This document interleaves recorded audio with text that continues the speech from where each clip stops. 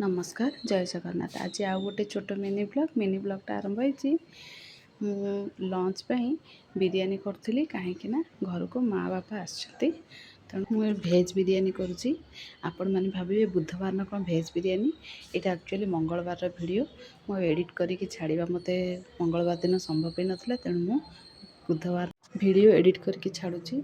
आ मंगलवार दिन आमर कहीं भी आइंस खाती तेणु मु भेज बिरियानी करी। आ भेज बिरियानी कर सारापर खाइबार वीडियो मुझे तापर 4टा बेलू माँ बापा टी बालकनी बसिक कहीं ठंडा पवन दौला। बेल थिला घरे मुझे बेलपणा करदेली सब फ्रुट्स पकईकी नड़िया कदली अंगूर आउ छेना दही गुड़ सब पकईकी गोटे बेलपणा करदेली। बापा को बहुत बेलपणा पसंद सब प्रकार फल पकईकी करदेली। एबे मु ग्लास रे काढ़ी दउची अल्प बेलपणा करथिली कहीं 2टा बेल थिला आ गोटे बेल नष्ट हो जाइथिला। गोटे बेल रे मु करथिली तेणु अल्प करथिली। बेलपणा नॉर्मल भी करि परिबे किंतु मते टिके सब प्रकार फ्रूट्स पकई कले भल लागे। बेलपणा करि सल्ला परे मु नेकी आगे बापा को देली।